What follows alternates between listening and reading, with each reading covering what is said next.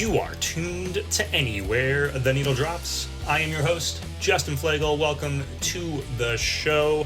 How are we, world? I am sorry if I sound a little congested. I'm getting over a little bit of that late winter, early spring funk, that stuff that comes out when the temperature's doing that up and down thing. Some nasty bugs been going around. I thought I dodged it.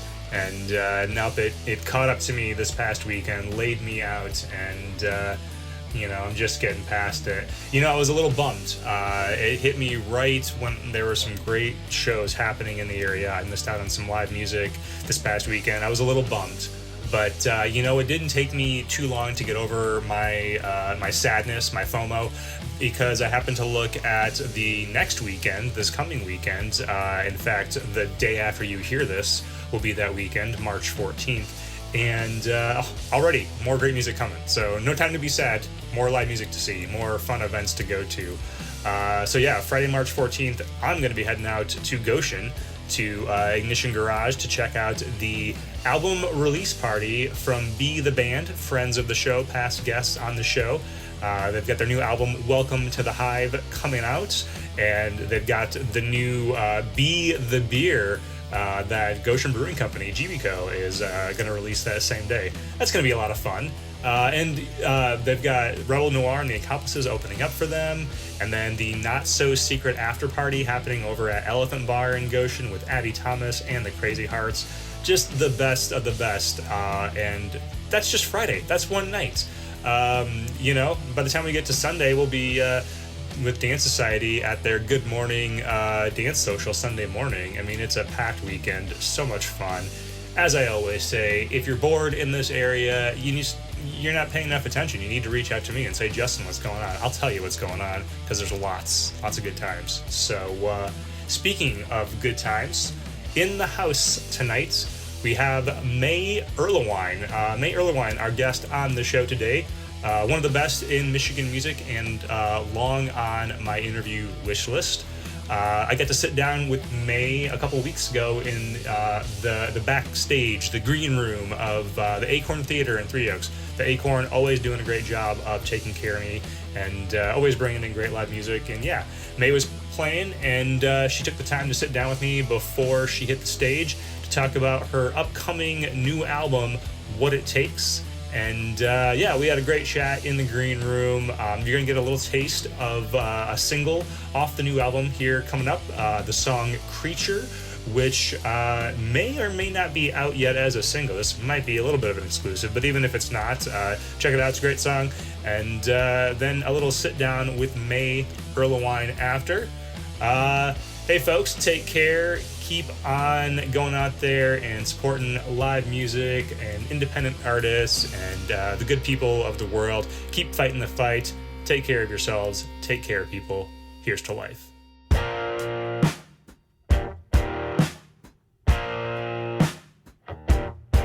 Saw the shadow of an effort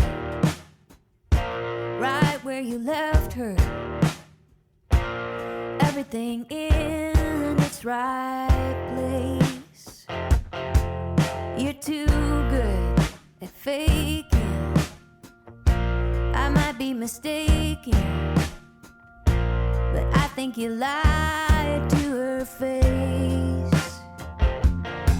I'm a creature of habit.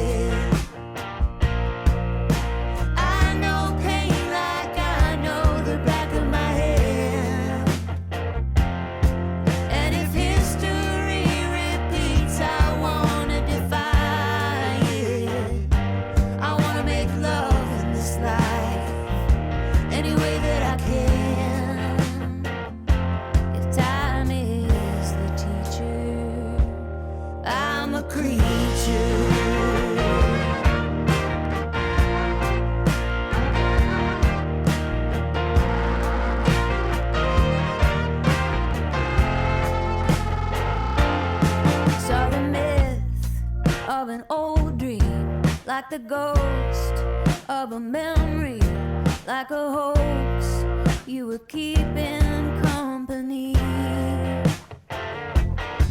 Make your bed with excuses. Rest in peace, cut your losses, leave the mess for the next century. I'm a creature of habit. I know pain like I know the back of my hand. And if history repeats, I wanna defy it. I wanna make love in this life any way that I can. If time is the teacher,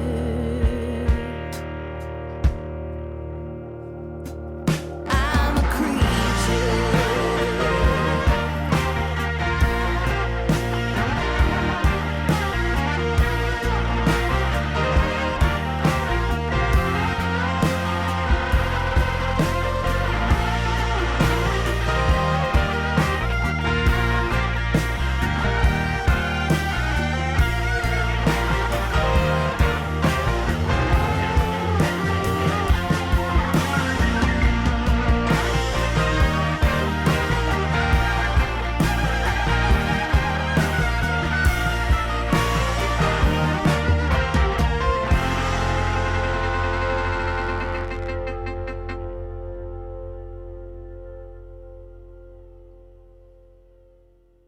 May, welcome to the show. Thank you for sitting down with me. Thanks for having me. Yeah. So, all right. So you had a single release recently, and Today. All right. Yeah. And then the album's coming out next month, correct? Mm-hmm. Okay. Yeah. So we're sitting here. It's February. This will actually release a little closer to the release date. But yeah. So the new album's coming out, and is this kind of a part of the album tour that we're on here at the Acorn today? No, this is sort of a little just one-off show because I love this venue so much. Yeah. I'm playing with my friend and guitar player Eric O'Daly. We played here last year, and I just love this place. So this show just happened, and it's kind of our little lead-in to April shows, a bunch of release shows with the full band. And those will be like the official album release. Yeah. Okay. Excellent. So, what do you have in store for us with this new album? Well, the last record I made was produced by Theo Katzman, and so it's produced by Theo, and it was made in his home studio with the same band. But when we got together, I asked them all to just like dig in a little bit more and be a little grittier. Okay. And my first guitar was an electric guitar, and I was like in the punk scene when I was a little teenager and just like angsty kid, and so that's in me, and I've always wanted to make a record more like that. Yeah. And so I felt like I was sort of returning to this old part of myself, and also just growing into my music more. So we kind of took some risks, or at least I did. Those guys are all pretty used to rocking out. Sure, yeah. But it was really rewarding to just dig in and take some risks together and challenge myself to be brave in what I wanted to give to it. And so I'm really excited about it. Excellent. Okay, well, that's exciting. You're kind of doing, Patty Pershela did sort of the reverse of that last year, where she's normally known for more of her like raucous kind of music, and then she did that, I'm drawing a blank on what she called it, but it was basically, kind of an acoustic chill album that she put out last year. So I love seeing my musicians, expand their horizons. That's always fun. Yeah, I think it's really important. I know that a lot of artists have talked about like genres being cages and not to let them, rope you into a smaller circle or whatever. So it feels good to stretch out and just see what there is to create, Yeah. My listeners are going to be very tired of hearing about this book, but there's a book called Major Labels. Have you read this? I've seen it, but I have not read it. It's a really good read. It's in the entire, I don't know if he had a thesis when he wrote it, but he's a music journalist, and it's just kind of about his journey as a music fan through life from childhood to where he is, and exploring it through the major genres of American music. And, you see the parallels through every single one, and you realize it's about the art. It's not about a genre or a box or anything like that, So yeah, I agree with you. Break out of the cage and do what you need to do. So Yeah, I think it's important to evolve as an artist. Otherwise, I think that's why people start to feel stuck with writing and things if they're too too caged in or limited in what the possibilities are. yeah. So it feels like just a natural part of my growth, I think, to keep reaching. Sure, yeah, definitely. All right, so we'll talk about the album some more, but let's go back. This is your first time on the show, so I always like to get into a little bit of the history. So when did you find music as an artist? How long have you been playing? I am 42, and I started writing songs when I was 12. Okay. And I started performing them pretty soon after that. Like, I think by the time I was 14, I was playing for people. Yeah. But I've been doing it for a living since I was 20. And I grew up in a house of music, so it was always a big value in our home. Mm-hmm. And so music was always like a part of me. But I remember when I picked up this old acoustic guitar in the living room and just like kind of almost immediately wrote a song. And then I was like, whoa, this is something I can do. Like, it just felt like, oh, here's a purpose. And ever since then, I just haven't stopped writing. So that was the moment, we all kind of have the like, oh, this is something I can do moment. So, yeah. So I love it when I see this happen. Are there any songs you wrote in those early days as a kid that made it into your catalog as a professional artist? I don't play a lot of those songs anymore, but I'm still, like, some of them are solid songs. It's not, I don't know why I don't play them. It's not because I don't want to. It's just, like, I think I write a lot, and I'm always excited about what's new. Sure. And so a lot of my older stuff just gets kind of lost in the background of my life. Yeah. So my first record was just, there were some songs from when I was young on it. Not too many, though. But I have tapes. I recorded. I built, like, a little 4x4 telephone booth studio with, like, egg cartons. And I had my little Tascam 4-track. And I recorded, like, I think I built that when I was 15 years old. And I just recorded all the time. And I still have all of those tapes. So, I don't know. It's always been a creative process. And I think for me, it's more about that and connecting with people than the product or whatever. So I think I can easily leave it behind and keep going. But there's some songs off my first record, Sleepless, that I really love and love to sing, I just, like, the band doesn't know them, and so I don't do them that often. Yeah. Well, it just always, we saw an artist out in Goshen a couple of weeks ago, and one of the songs she played, she mentioned it was a song she wrote when she was, I think, 14 or 15 years old, and it was a great song, and it always awes me when someone creates something at that age, and it's a great thing, like it's a great piece of art, because I can think of the things that I was doing when I was 14 or 15, the stuff I wrote, and I don't think any of it's worth revisiting at this point in my life. So it's always awesome when you have that stuff that's quality. I think it means you found your path, right? Yeah, I mean, I think when we're really in it, art kind of calls us to something greater than ourselves, and so maybe that's why you can find those gems even when you're just a kid. Yeah. Because some of my songs I remember from when I was like 15. Like, how did I sing about that? I didn't know it. How did I know about that? I didn't know about that. Like, and it might have just been wanting, we all want to grow up faster than we are. So maybe I was just trying to, like, embody something, but yeah, there's a couple of them that I still really love. Yeah. And I tried to just be tolerant of when you create this much, it's going to happen that there's stuff that you don't love that you did. Sure. And I try to be gentle on that self, knowing that it was part of the process, Yeah, for sure. Yeah, it's all a journey. So what are you listening to at that age? I mean, you mentioned you have a little bit of a background listening to some punk rock and that kind of thing. So what are you listening to growing up? Well, when I started writing and playing guitar, I was listening to Ani DeFranco and Ben Harper and Patty Griffin. Those were, like, my 3 songwriting people when I was a teenager that I don't know what it was. I think because they were so vulnerable. But I grew up listening to lots of great music, so I had a lot of the classics already under my belt as far as, like, knowing just, like, Jimi Hendrix and the Beatles and, the Clash and MC5 and all those bands were part of my knowledge already. So is that like parental influence, or is that exploration you're doing on your own? Like who's feeding your musical diet at that age? I think it was a lot of my parents and then exploring from there. And exploring was encouraged, and they were really like, if you want a CD or if you want to have music, like, we'll get you music. So it was just, like I said earlier, something that was valued in my family as something like that is a essential part of quality of life.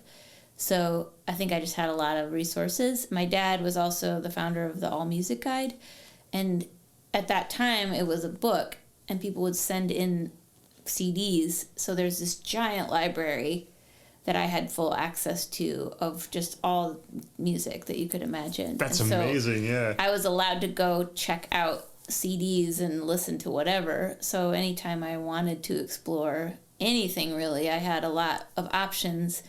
Now we have everything at our fingertips, but at that time that was kind of rare, I think, to just be able to go and for free explore music in that way. Yeah. And so I was really lucky, I think, just that it was such a part of my family. Yeah, that's so for those of us that are not in our 40s, there was a time where, that, you didn't have access to every single song ever made, so that's awesome. I used to have a binder I carried around in high school that just had every single CD that I owned, like 500 CDs, and, that was always fun. But yeah, you had, all music, man, that's amazing. Yeah, I was lucky. I keep finding, sorting through and trying to organize my life, I keep finding, like, these analog documents and books and like binders of songs and stuff, and it's like, what do you do with these things now? Like, they don't really have a place anymore, but they're sort of sacred in their analog way. They really are. Yeah. I'm in the process right now. We're moving our studio in Niles, and I have all my CDs still. I have a shelf of all the jewel cases and everything like that. And a friend of mine was like, "You're moving these again for the how many times? Like, why do you have these? It's all on your phone." And I'm like, yeah, but there's the liner notes and there's and sometimes you just walk by that shelf and you're like, oh, I haven't listened to that CD in a long time, and you pull it off, and so yeah, those physical aspects mean something. Yeah, they really do. It's funny. So at what point was music a career path for you? Was it something that you realized you wanted to do, Well, when I was in my teens, I hitchhiked across the country and I started busking for a living, basically. Yeah. And I did that for quite a while. So I was singing for people for money. Yeah. In the less official or professional way. And I really loved that. I love the aspect of being able to shift someone's day in a small moment, and just the beauty of music. Yeah. It has so much power to change the way they're feeling or their mindset about something. And so I loved that. And then when I stopped being so transient and I moved to Philadelphia, and I realized that I could busk in the subways.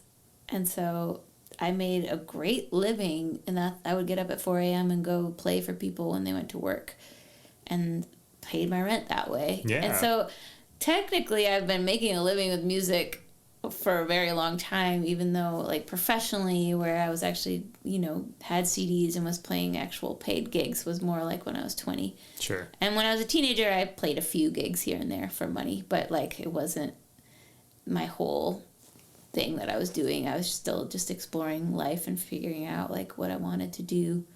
But I think it was when I was 21 that I really realized that was my path, and that was what I wanted to pour everything into. And so yeah, from then I have just done that, basically. Yeah. So as you're moving toward this as kind of your life path, how's your family looking at, because obviously you said they support music, but, it's not always the most sustainable path or the safest path career-wise. So yeah, I think they fluctuate from being really proud and amazed and then terrified for me, as any parents of an artist probably are, because even if I was totally financially stable, which is not the case, but say that was the case, the industry is so hard on you, your mental health and your physical health, and just the nature of traveling and doing this, leads to a lot of stress. And so I think even if I was stable in one sense, they'd probably be worried about some aspect of it, because I think it's a hard way to make a living, or can be. You have to really work hard to keep good balances, I think. And I feel pretty fortunate that I'm all right in all those places, but it's definitely not the easiest job. Yeah. You know? Yeah, that's for sure. So you mentioned the kind of the power of music and the way it can alter. So actually, I was prepping for this. I was re-listening to is it The Real Thing? Was that the most recent album? And there's a song on there. I think it's the title track, and it has that power. You know, I've had some life changes in the last couple of years, some pretty tough things that could make me kind of cynical about romance. And I listened to that song, and I remember just like, I was in a moment where I was very cynical about certain things in the world, and I listened to that song, and just something about that idea of like falling in love in a kitchen, it's something so simple and beautiful like that, just like it melted the ice away. And I was like, oh yeah, this is what music does right there. I mean, when you're writing a song, what is it? How do you find that sort of that nugget in there, that truth? I mean, are you actively seeking out a feeling? Are you taking something you're feeling and trying to turn in there? How do you go about that songwriting process and finding those moments? I think, it's really different for everybody, and it's sort of like a pretty personal relationship I feel like people have to their creative process, or some people would call it like a muse or a genius or whatever. And I think what I realized is if I'm not feeling moved and excited, then I'm not going to really love the song usually. Yeah. I think, 99% of the time. Maybe there's a couple exceptions, but so I realized that I had to be build a really good trust relationship with the creative process and also my inspiration. And so whenever I feel that little spark, it's hard to describe what it is, but when I feel that, like, oh, I have an idea for a song, or, oh, I have a feeling of, I just want to sit down and write and sing. Like, I have tried to build a really good trust with that feeling that I will stop and take time and honor it. Sure. And even if it's just like 5 minutes to just receive whatever that is, I try to just make myself take it. And so I've kind of built up a good relationship with that, whatever you call it, creative self, inspiration, and we have a good trust going. So it's fluid, Yeah. And so I really listen to myself and listen to those sparks when they show up. And it's never the same. Sometimes it's an idea, sometimes it's a feeling, sometimes it's an idea for words that would be fun to put into a song, or like a concept or something like, oh, you could flip that word and it could have two meanings and that would make a great song. Like, I just sit down with it and try to really give it my attention. And I found that to really work for me, to keep me like in a good flow with my writing and just like not getting too caught in my head about what things are going to sound like, and so I don't know, I just feel almost a servant to that. And so it's sort of like this humble beginner mind every time, instead of like, oh, this is my process and I sit down and I do this every time. I couldn't do that. Some people are like machines that way. Sure, yeah. And I really admire that. It's just not my skill set.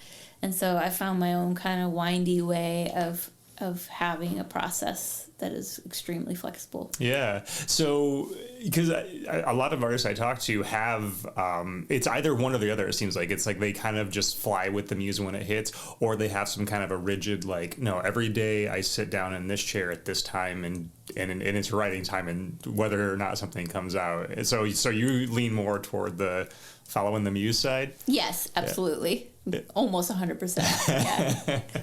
Does that ever create an issue with, not having the output that you want to have?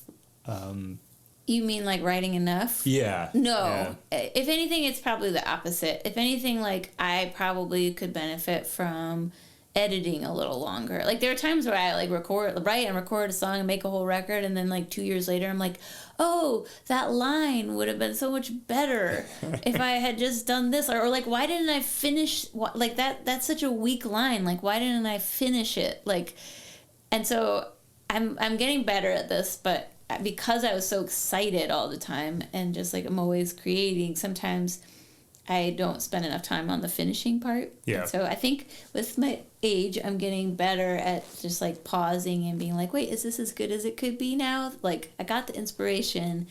Now let's like get into the editing part a little bit more. So I'm trying. But yeah, I think that's my downfall sometimes, is just that I'm so excited by creating that sometimes I forget to like totally finish things. Yeah. So what is that? Are you a I'm going to sing it into my phone voice recorder person? Are you a jotted on paper person, or whatever happens to be handy? When you have that muse strike, what do you do? If I'm home, I like to sit at the table with my phone. I use voice memos, and then usually it's some word and melody idea together, and I try to capture whatever that is, because I'll forget it in like 5 seconds if I don't get it. So I'll put it down, and even if I'm just like spouting out gibberish, but it's like a melody and a chord progression with a few words, I'll just capture it.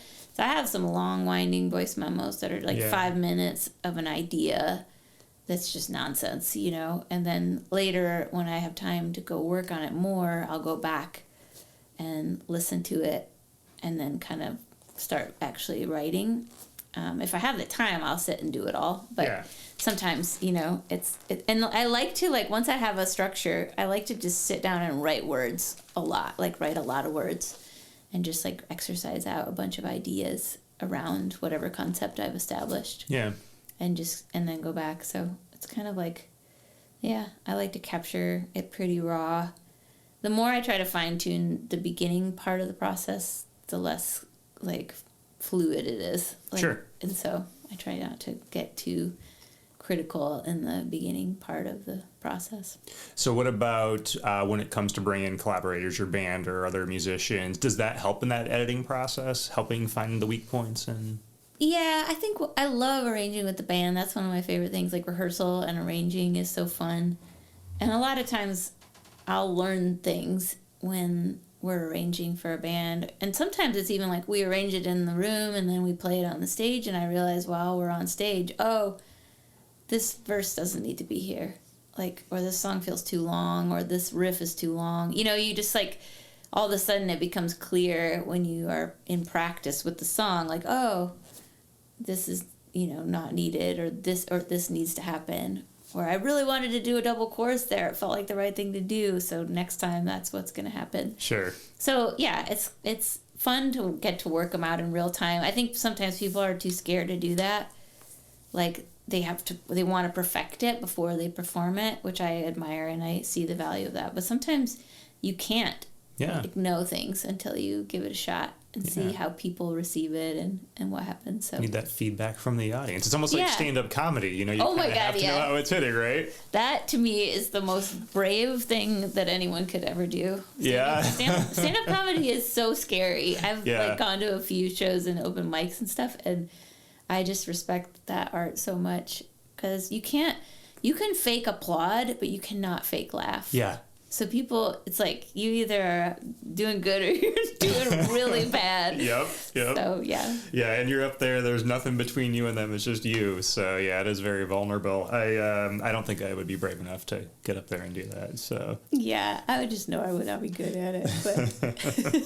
So, before we move on, I have to ask, because I don't find enough people that appreciate her, but what are a couple of favorite Patty Griffin songs?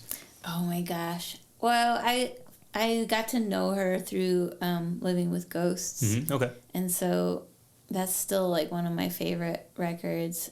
So like I'm Gonna Let Him Fly is so beautiful. Yeah. Sweet Lorraine. Yeah. And then I also loved, oh my gosh, I'm forgetting. I think it was her next one that had like the long ride home. Long Ride Home.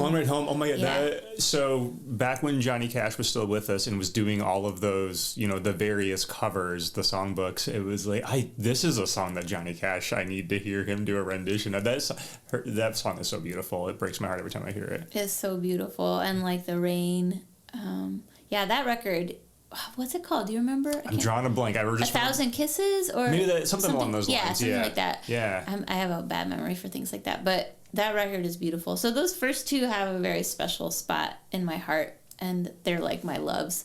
And I think because I was just soaking every ounce of her in at that time. But I love everything she's done. And I've seen her perform. And she's just an incredible writer. And I think she masters simplicity. Like, it's just so eloquent and so simple. And her voice has so much emotion in it. And so I think I really studied her singing. And people, tell me I sound like all these artists. Like, oh, you sound like Nancy Griffith and all these people I didn't really listen to. Yeah. But when they tell me I sound like Patty Griffin, I'm like, yeah, I probably do. Because she was in there early on. And, I love her. That's awesome. Yeah, she's in the DNA. Yeah. She and Ani are probably my two, besides like a lot of soul singers that I grew up listening to. Those two are like my songwriting ladies that I think were most influential when I was a teenager. Yeah. What about Michigan music? Because whenever I'm somewhere out of state and hanging with friends in other places, I'm like, you have no idea what's going on in Michigan. We have such amazing music. Do you have any favorite artists from Michigan, either listening or that you've worked with or anything like that? Oh man, there's so many. It's impossible to name one. I think this scene here is just so special, and I really love how I feel like it's been around for a long time, and that's part of why it's so special, like especially in the folk traditional arts scene, like in the festival world. Yeah. A lot of those people who were probably like young hippies when those things started have held a lot of space for the younger generations at the festivals and in community and invited them in to sing. And I think a lot of what's happening now in Michigan is because of that sort of inclusion that they fostered. Yeah. And I really love that about it. It feels, I don't know, I've traveled everywhere, and I feel like Michigan is very collaborative, very inclusive, very supportive. Yeah. Compared to a lot of scenes. There's a lot of competitive edges. Yeah. Everywhere, and no matter what. But here I just feel like there's a lot less of that, and I really just think it's super special. But I did get to see Steppin' In It play. Okay. The other day, and they were, back in the day when I was young, they were like my favorite band. Yeah. And so I would go see them at the Green Door in Lansing, and because they loved soul music, they loved blues and jazz and folk, and and also were using music to speak for people and activism. And so it was just like all combined, all of my favorite things. Yeah. And they were just a little bit older. I'm friends with all those guys now, Yeah. but at that time I looked up to all of them. I still do, but they all kind of took the younger ones under their wing and helped us figure out how you like book a show and how you show up and play a wedding and all these things. So they have a special place in my heart, just as the band that I looked up to when I was just starting out. Yeah. That's awesome. Yeah, we have such great artists here. It blows my mind sometimes. Totally. Yeah. All right, so let's get to the new album. So when it comes time to release an album, is it I have X number of songs, boom, we have an album, or do you aim for a particular theme, or these songs somehow weave together? How do you know when it's time for an album? I love to record so much that I'm kind of always thinking, like, when am I going to do the next thing? Like, almost immediately from when I'm done. But I think I usually have, like, a batch of songs, maybe, like, 4 or 5. And I feel like these songs make sense together somehow. I don't always know a theme. Sometimes the theme is, like, evident.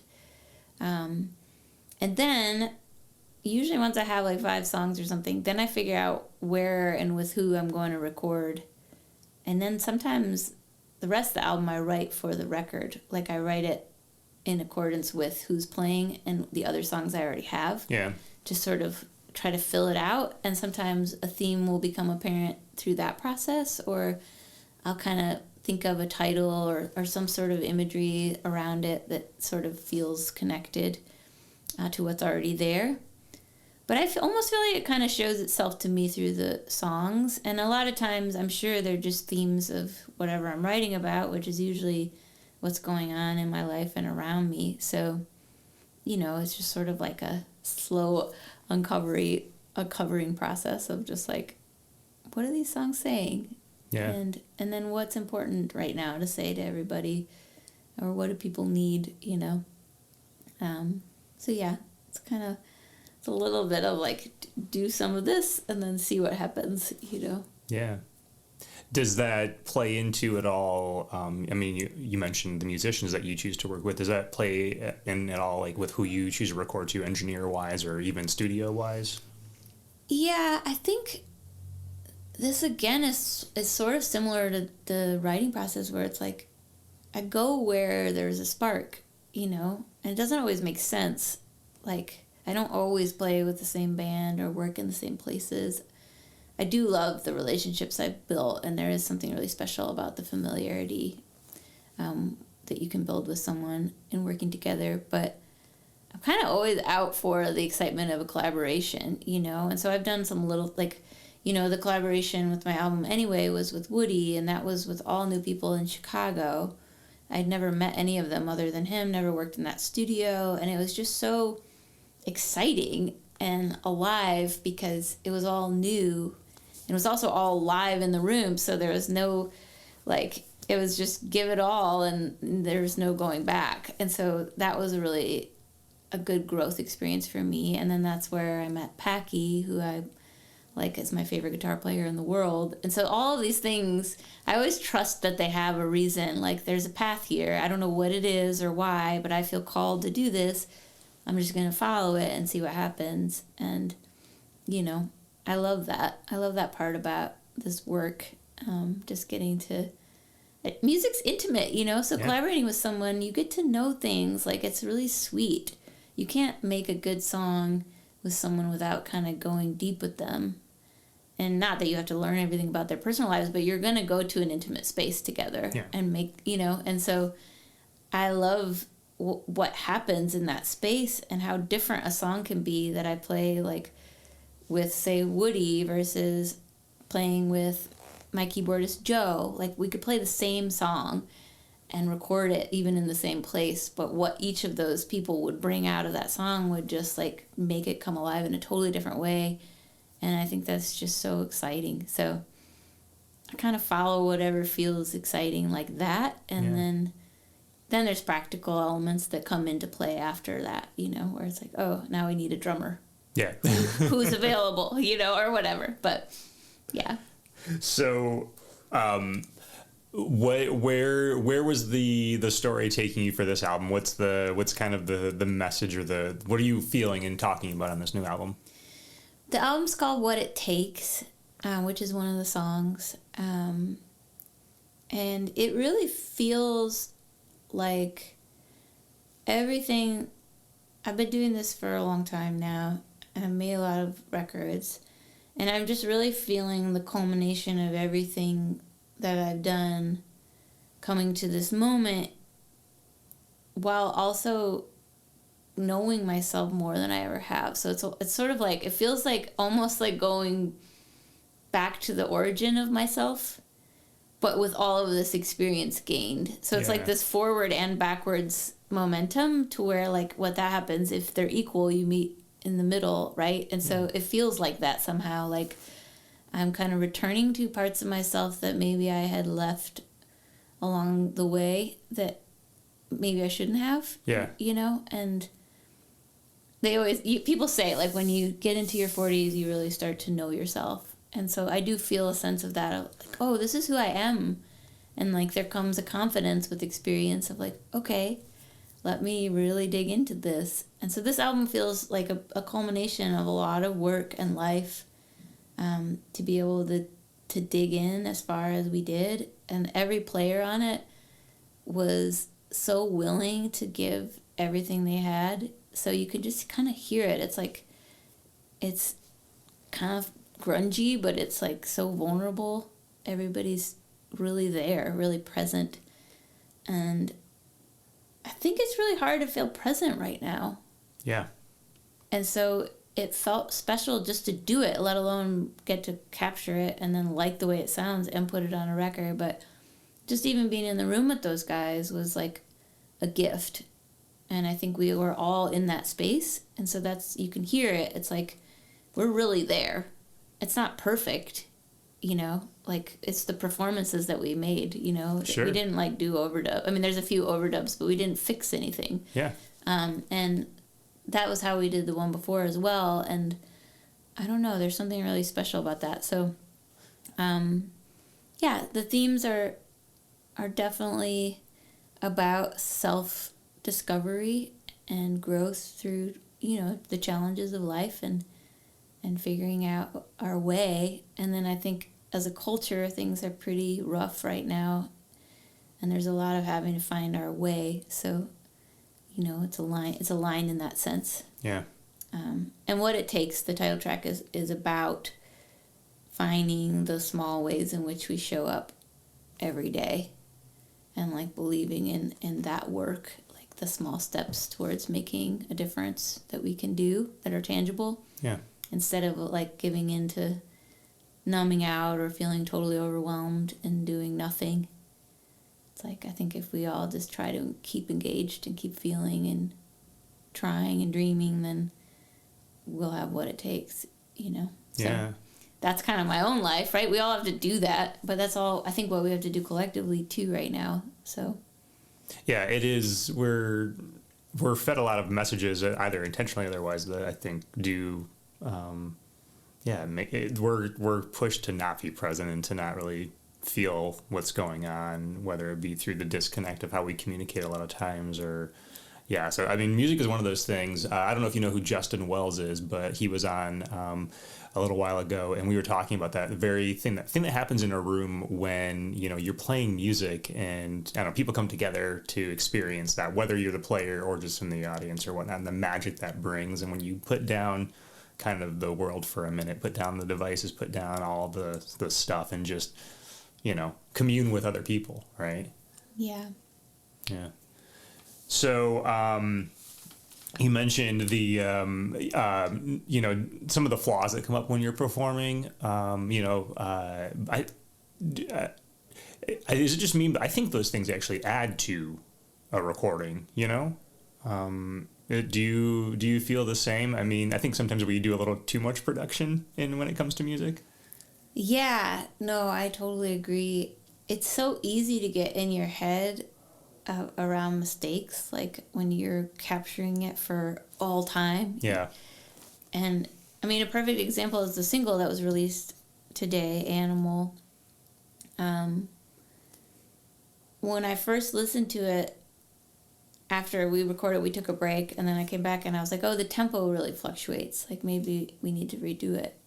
And it was like such a beautiful, deep take. Like, we all went all in, and I like kind of lost my mind while we were recording. Like, it was like so beautiful that the band was like, this is blasphemy. Like, how could you even consider redoing this? Like, and they needed to reflect to me the beauty that was there, which I kind of knew in my heart, but I was getting in my head. Sure. And yeah. I think there's that danger is I'm not a perfectionist in that sense, especially. And so, but there's always a danger of going into that critical space when you shouldn't. And if we're lucky, we have people like I did in that moment be like, nope, you're not allowed to touch this. Yeah. Like, get that part of you out of here because it doesn't belong. And, you know, people say this all the time, but if you listen to some of the famous recordings that we all love, there's all kinds of wacky stuff going on. Oh, sure. And wrong chords and bad bass notes that aren't even in the chord. And, like, did you ever notice them really? Or, like, were they taking away? And, like, what if they were fixed? You know what I mean? It's kind of like you don't really want it to be perfect. Yeah. And as humans, and, like, I know that a lot of, like, indigenous cultures talk about this. There's a lot of imperfection built into art because we're not supposed to be aiming towards perfection. And people talk about, like, perfection being a symptom of patriarchy and assimilation. So it's like, we're not supposed to do that. Yeah. It's not alive. Yeah. If it's totally clean. So I've definitely fallen into that trap. I don't like overdubbing vocals. I just get way in my head and like lose it, And so I think that's why I like recording live with people in a room, everybody, because it's like you're all in it together, and it somehow takes you away from that critical part of like getting too in your head about how does my voice sound, or my voice cracked in that moment, and like I don't know, doesn't really matter if the feeling is there. Yeah, and sometimes those are the most beautiful things. I mean, the flavors are in the flaw. It's like growing up listening to my parents' vinyl collection. And some of my favorite moments in in my mind, a part of the music is sometimes when someone like sets the guitar down and you can hear that still. Like that's as much a part of the song to me as the melody. Yeah, absolutely. Yeah.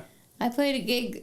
I wasn't feeling very good, and I played this gig, and I was feeling kind of flat, and I was trying to give all I could, but we all have those times where like we just can't quite get there, and everyone was enjoying it. It was fine, but then I totally forgot the first verse of a song. I'd never forgotten it ever before. Yeah. And I could not recall it, and I kept trying because I was like, I can't believe it's got to be right there, and it just would not come, and it was the most applause and engagement of the entire night because it was like all of a sudden we're having a real moment now. Yeah. Together. Yeah. Like, and it was like less of me presenting something, and I do think that's what like music is actually for, is togetherness. So when we try to get too performy, it's like you lose it.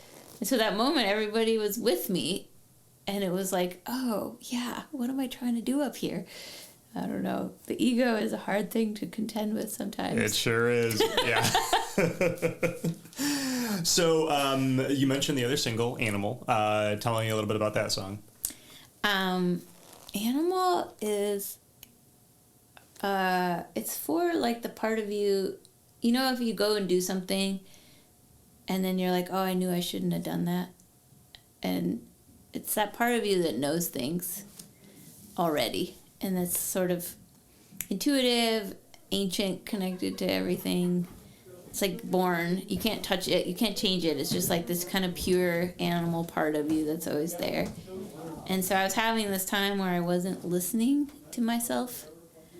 And I sat down. I was like, I want to get in touch with the part of me that knows better. Because I kept having this experience where I went and did something. And then I was like, I knew I shouldn't have done that. And then why wasn't I listening?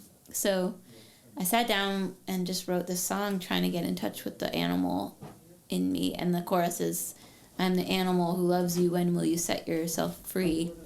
I'm the animal who loves you. Take it from me.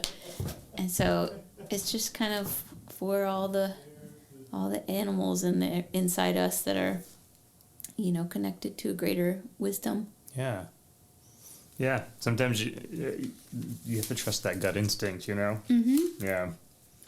Well, cool. So you mentioned you're going to be doing a little bit of touring with the new album. So do you have any dates you're really excited about, locations, or anyone you're playing with? Yeah, I put together a really beautiful band.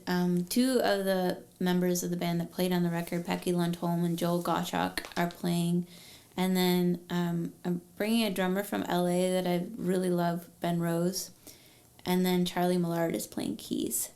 I'm really excited about this band. I think that's going to represent the sound that we have on the album and be really fun. We're playing a ton of shows in Michigan. We're playing in Grand Rapids and in Kalamazoo and in Traverse City, Ann Arbor, and playing up in Marquette as well. Nice. And then I'm also playing... It's a fun little music scene up there in Marquette. Oh, man, it's awesome. Yeah, it's really rich up there. There's some talented people hiding out in the woods, Yep. living the best life up there. Yep.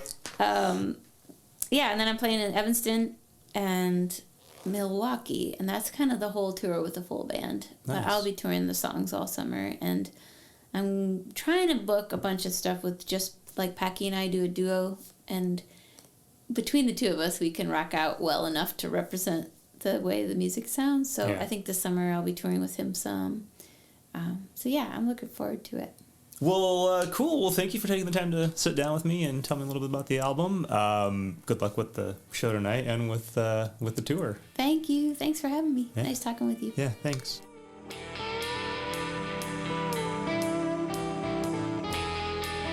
You've been listening to Anywhere the Needle Drops from Red Chuck Productions.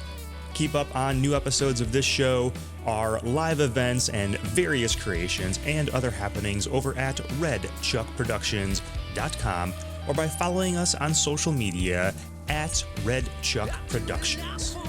Special thanks to Hero Jr. for our theme music. You can check them out over at herojuniormusic.com. That is Hero, Hero, Junior, JR, music.com.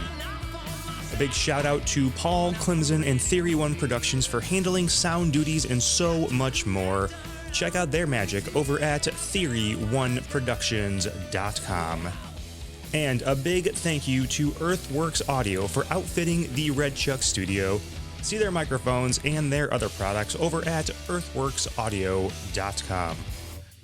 Be sure to support all of our guests by visiting their websites, social media, clicking that subscribe button, seeing them live, and checking out their merch stores. Give musicians and artists your money.